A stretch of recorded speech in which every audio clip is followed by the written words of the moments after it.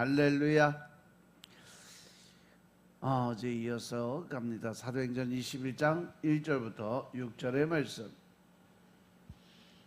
우리가 저희를 작별하고 행선하여 바로 고스로 가서 이튿날 로도에 이르러 거기서부터 바다라로 가서 베니게로 건너가는 배를 만나서 타고 가다가 그브로를 바라보고 이를 왼편에 두고 수리아로 행선하여 두로에서 상륙하니 거기서 배가 짐을 풀려 함이러라.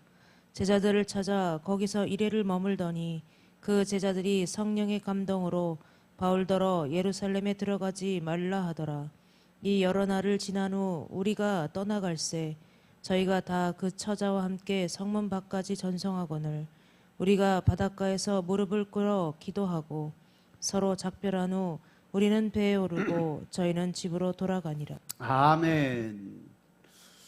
이 사도행전 21장의 말씀이 사도 바울이 이제 3차 전도 여행을 마치고 예루살렘으로 귀환하는 도중에 일어난 일. 그래서 잠시 두로에서 휴식을 취할 때 그곳 성도들이 성령의 감동으로 인해서 사도 바울의 예루살렘 귀환을 만류하는 장면, 못 가게 막는 그런 장면이 소개되고 있어요. 그런데 사도 바울은 그들이 말림에도 불구하고 결국 가이사를 통해서 예루살렘으로 들어가는 그러한 여정을 소개하는 것이 바로 이 사도행전 21장의 말씀이에요. 이것에 대해서 많은 사람들이 사도 바울은 성령께서 예루살렘 귀환을 분명히 금했음에도 불구하고 겐드리아에서 했던 자신의 그 서원을 지키기 위해서 성령의 명령을 어기고 무리하게 감행했다라고 주장하는 사람들도 있어요. 자기들 생각이지. 그럼 과연 이 사도 바울이 성령 하나님의 명령을 어기고 예루살렘의 귀환을 결정을 하고 강행했을까? 여기를 한번 말씀 안에서 한번 돌아보면 이 사도 바울의 예루살렘 귀환은 위에서 문제를 제기한 것과는 달리 오히려 성령 하나님에 의해서 이루어졌다고 말할 수 있죠. 그 이유가 첫째 뭐냐? 성령님께서는 사도 바울의 예루살렘 귀환에 대해서 사도행전 20장 13절에 보면 사도 바울 자신에게는 물론 다른 사람들 통해서도 여러 번 예언을 해주신 장면이 나와요. 그죠? 20장 또 21장 보면 그래서 사도행전 20장 22절부터 24절의 말씀 보면 이제 나는 심령의 메인바 돼서 예루살렘을 가는데 거기서 무슨 일을 만날지 나는 알 수 없다. 미리 얘기를 해요. 그리고 오직 성령의 각 성에서 내게 증거하여 결박과 환란이 나를 기다린다고 얘기를 하는데 나는 그런 거 신경 안 쓴다는 거죠. 내가 설사 옥에 갇히고 매를 맞고 이런 거 설사 내가 죽는 한이 있어도 나는 끝까지 나의 달려갈 길과 주 예수께 받은 사명 곧 하나님의 은혜의 복음 증거하는 일을 마치려 하면은 나의 생명을 조금도 귀한 것으로 여기지 않겠다라는 고백이죠. 그러면서 사도 바울은 예수님께 받은 사명인 복음 증거의 사명 감당을 우선적으로 생각했던 사람이에요.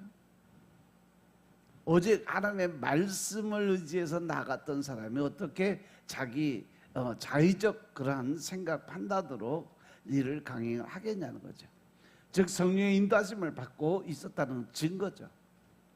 두 번째는 뭐냐? 사도 바울이 예루살렘으로 들어가는 동안에 또 예루살렘에서 유대인들의 고소에 의해서 로마 병정들에게 체포되고 수차례 재판을 받는 동안 여러 차례 죽을 위기를 맞이하게 하기도 했지만 그때마다 성령님의 도우심으로 그 위기를 피하는 장면들이 나와요. 21장 30절부터 36절의 말씀을 보시면 이 그 성에 들어갔는데 백성들이 달려와서 사도 바울을 잡아서 성전 밖으로 끌고 나가서 문들이 곧 닫히고 그들이 이 사도 바울을 죽이려고 할 때 예루살렘에 요란하다는 소문이 군대 장관 천부장에게 들려서 이 천부장을 통해서 하나님이 그를 구원해요. 천부장이 급하게 군사들과 백부장들을 거느리고 달려가서 저기 천부장과 군사들을 보고 사도 바울을 때리고 죽이려고 하는 것을 그치라고 명령을 하죠. 그래서 여기서 사도 바울을 죽이지 못한 유대인들이 사도 바울을 죽이기 전에는 나는 먹지도 않고 마시지도 않겠다고 맹세한 사람들이 40명이나 돼요. 그래서 23장 21절부터 30절의 말씀을 보시면 사도 바울의 생질이 천부장에 가서 이 사실을 알려요. 생질은 누구야? 조카죠. 이 조카가 가서 천부장을 찾아가 그래서 그 사실을 알리고 사도 바울의 안위를 걱정하는 그런 장면이 나와요. 그래서 이 조카가 가서 천부장에게 그 유대인들이 호송을 시켜서 예루살렘을 보내라 라고 이야기하는 그런 걸 듣지 마라. 왜? 저희 중에서 바울을 죽이기 전에 먹지도 않고 마시지도 않고 맹세한 40명이 그를 죽이려고 숨어서 다 준비하고 당신이 명령만 내려서 그가 출발하면 어디서든 죽이려고 작정을 하고 기다리고 있다. 그러니까 이 천부장이 그 청년을 보내면서 이야기를 합니다. 나한테 이러한 얘기했다고 아무도 이러지 말고 조용히 가라고 얘기를 해요. 그리고 이제 백부장들을 천부장이면 밑에 부하들이 몇 명이요? 1000명이에요. 백부장이면 100명, 10부장이면 10명. 군대 체계죠. 분대장, 소대장, 중대장, 대대장까지. 대대장이 1000명까지 연대니까, 대대니까. 이렇게 되는 그러한 체계예요. 그래서 이 천부장이 백부장들을 불러서 이제 가이사랴까지 보병 200명, 마병 70명, 창을 가진 군사들이 200명, 도합 470명을 호위군을 붙여서 보내는 거예요. 40명이나 숨어서 이제 죽이려고 준비했다니까. 그러면서 이 글라디오 루시아 총독 벨리스에게 편지를 써서 같이 보내요. 그래서 이 사람이 유대인들에게 잡혀 죽게 된 것을 내가 로마 시민인 줄 알고 군사를 거느려서 가서 데려왔는데 유대인들이 무슨 일로 그를 죽이려고 하는지 저희 공회로 가서 알아봤더니 송사하는 것이 저희 율법 문제에 관한 것뿐이고 한 가지 더 죽이거나 결박할 사건이 없었다는 것을 발견했다라고 편지를 써서 같이 보내요. 근데 이 사람을 해야 되는 관계가 있다고 누가 내게 알려줘서 그 당신에게 보내니까 송사한 사람들도 당신 앞에서 그를 대하여 말하라고 이야기를 했다라고 설명을 해요. 그리고 이제 세 번째 또 나오죠. 사도행전 25장 3절부터 5절에서는 이 베스토 총독이 다시 이 도임을 하죠. 그리고 난데 오자마자 한 3일 지나고 나니까 가이사랴에서 예루살렘에 올라가는데 대제사장들과 유대인 중에 높은 사람들이 사도 바울을 고소를 해서 또 한 번 위기를 맞아요. 그러면서 그들이 이 베스토의 호의로 바울을 예루살렘으로 옮겨 보내는 것을 청해요. 왜? 또 가다가 중간에 죽이려고 작정을 한 거죠. 이것은 길에 매복을 했다가 그를 죽이려고 작정을 하고 덤벼든다는 거죠. 그때 베스토가 바울이 가이사랴에 구류된 것과 자기도 이 미국에 떠날 것, 즉 곧 나도 여기 잠시 머무는 거지 오래 있을 저기가 아니다. 그러니까 나도 곧 떠날 것을 곧 떠나니까 너희 중에 유력한 자들 나와 함께 내려가서 그 사람에게 만일 옳지 아니한 일이 있거든 그때 가서 송사하라고 이야기를 해요. 그러니까 결국 이 모든 것 상황을 볼 때 사도 바울의 예루살렘 기한은 오히려 성령님이 그를 늘 지키면서 위기 때마다 구해주는 그러한 장면이 계속 반복되고 있다는 거죠. 그리고 이 예루살렘 기한이 사도 바울이 고집된 것이라고 주장하는 사람들은 성령께서 사도 바울이 예루살렘에서 받을 고난에 대해 여러 차례 계시하신 것이 사도 바울이 예루살렘을 가지 못하게 하기 위해서 이렇게 보여주고 알려준 거라고 이야기를 하는데, 근데 그것은 오히려 성령님께서 사도 바울이 예루살렘으로 가게 될 것임을 예시한 가장 분명한 증거라는 거죠. 즉 성령님께서 사도 바울에게 예루살렘에서 받을 고난을 미리 제시해 주심으로 인해서 그 고난에 대비한 신앙의 무장을 할 수 있도록 준비시키는 과정이었다는 거죠. 이것은 사도 바울이 고난에 대한 성령의 계시를 받은 뒤 비록 마음의 번민은 있었지만 사도행전 20장 23절 말씀처럼 나의 달려갈 길과 주 예수께 받은 사명 곧 하나님의 은혜의 복음 증거하는 일을 마치려 하면은 나의 생명을 조금 더 귀한 것으로 여기지 아니하겠다는 그의 굳은 결심을 한 사실을 통해서 분명하게 밝혀질 수 있다는 거죠. 한편 이 성령님께서 사도 바울이 고난을 받을 것을 다 알고 계시면서도 그를 예루살렘으로 떠나게 한 것은 인간적인 측면에서 생각하면 우리가 이해할 수 없는 부분들이 있어요. 하지만 그것은 하나님의 최초 사도 바울을 이방인 전도 사역자로 부르실 때 말씀하신 게 있어요.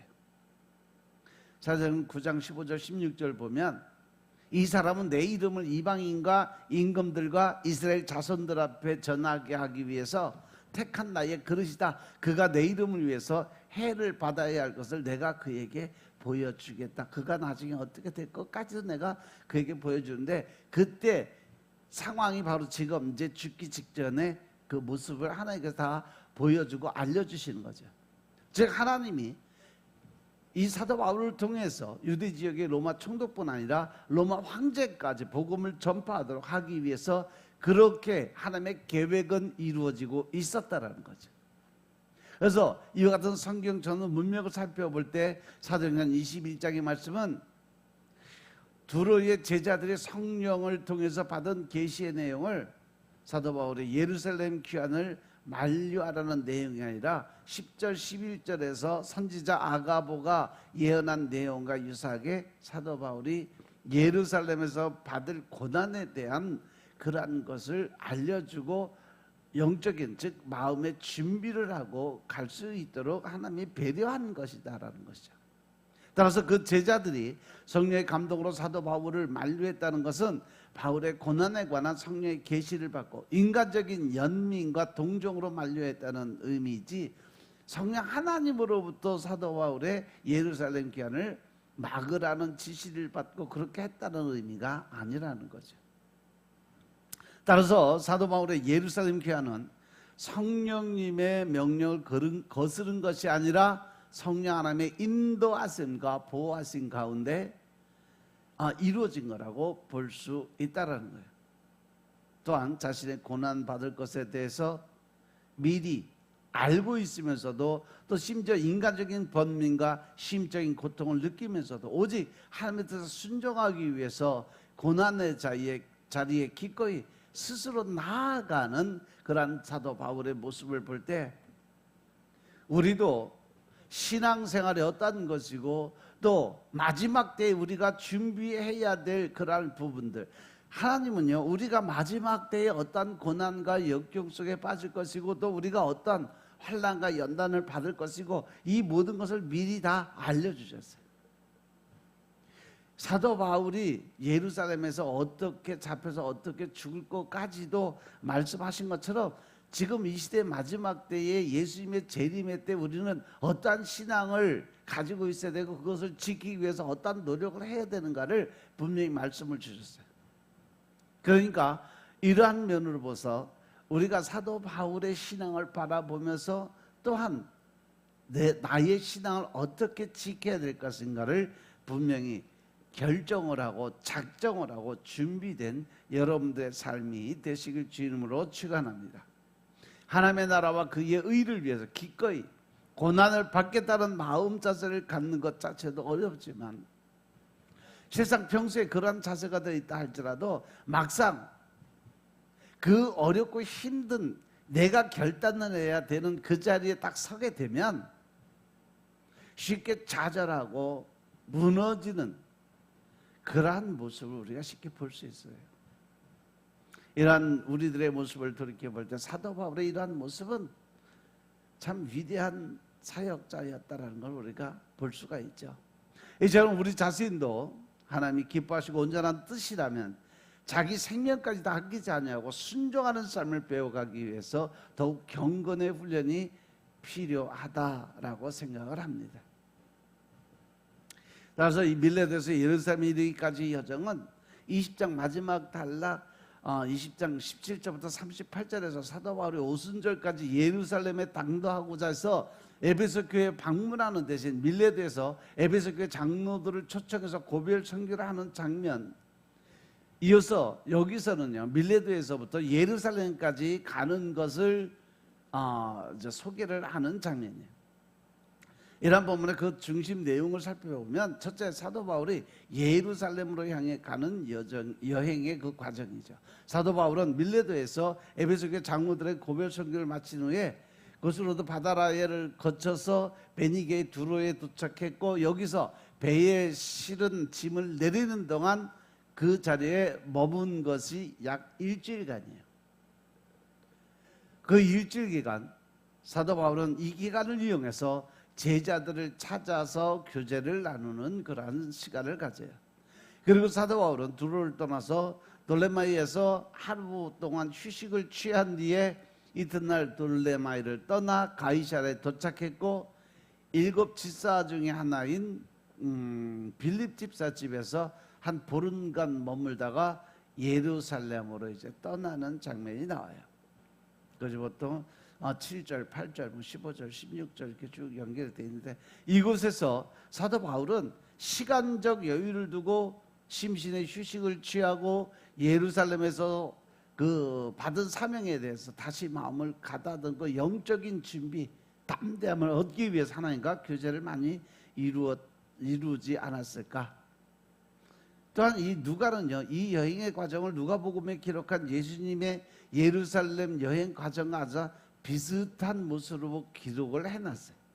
즉 예수님께서 구속의 때가 참에 예루살렘에 가시기로 결정한 것과 같이 사도 바울도 이방인 교회와 예루살렘 교회의 하나됨을 위해서 예루살렘으로 가기로 결정했다는 것, 그리고 예수님이 예루살렘 입성 과정과 같이 사도 바울의 여행 일정을 자세하게 언급하고 있을 뿐 아니라 박해와 환난이 기다린다 했음에도 불구하고 예루살렘에 가기로 결심한 것 등을 기록하고 있다는 거죠.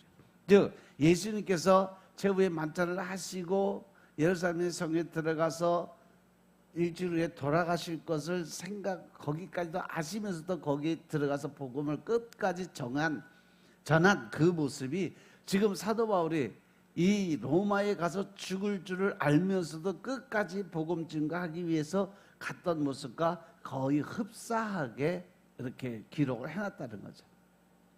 이것은 아마도 사도 바울이 자기를 부인하고 자기 십자가를 지고 예수님을 쫓는 온전한 삶을 살았다는 것을 강조하고, 그것을 통해서 우리의 삶도 그렇게 살아야 된다는 것을 강조하기 위해서 기록해 놓은 말씀이에요. 두 번째, 사도 바울의 박해에 대한 예언인데, 사도 바울은 예루살렘에 가는 도중에 2번이나 박해에 당할 것을 예언을 받아요. 4절에 보시면 처음에 두로의 제자들의 성령의 감동으로 사도 바울의 박해를 알고 예루살렘에 가는 것을 막았어요. 두 번째는 10절 11절에 보면 빌립 집사의 집에서 선지자 아가보가 사도 바울이 결박당하는 것을 직접 행동으로 보여주는 장면이 나오죠. 자기가 끈을 가져와서 이렇게 묶일 거다, 손을 뒤로 묶고 여기 옷을 입혀서 이렇게 묶임을 당하고 죽게 될 거다.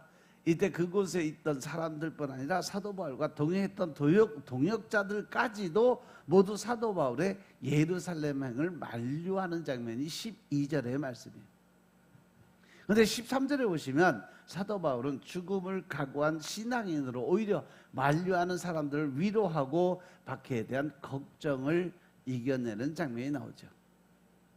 이러한 사도 바울의 모습은 인류의 구속을 위해서 십자가에 죽기까지 자신을 희생하신 예수님의 사랑을 우리가 바라볼 수 있는 장면이에요. 이것은 바로 자신의 생명이나 안위보다 예수님과 예수님의 복음을 더 귀하게 여긴 결과로 예수님의 참 제자의 모습이 어떤 모습인지, 또 우리가 신앙생활을 할 때 어떻게 하나님의 뜻을 깨닫고 나아가야 되는지를 분명히 말씀으로 가르쳐주고 계심을 믿고, 이제는 우리도 예수 믿는데 또 하나님을 믿고 따라가는 말씀에 순종하는 데 전적으로 하나님의 말씀에 의지해서 순종할 수 있는 믿음의 삶을 사는 여러분들의 삶이 되시길 주님으로 축원합니다. 기도드리겠습니다. 아버지 하나님 감사드립니다. 오늘도 아버지 하나님 은혜 가운데 우리가 살아갈 수 있도록 주님이 축복하시고 도와주시니 감사합니다. 늘 신령과 진정의 마음으로 우리가 주님의 나라에 임하게 하시고 이제 더 큰 하나님의 사랑을 나누고 베푸는 자리에 설 수 있도록 주님이 역사하여 주시옵소서. 우리의 온전한 것 주님께 다 맡기게 하시고 나는 죽고 내 안에 계신 예수님으로 살아가는 하나님의 군사적 역할 감당할 수 있도록 주님이 축복하옵소서.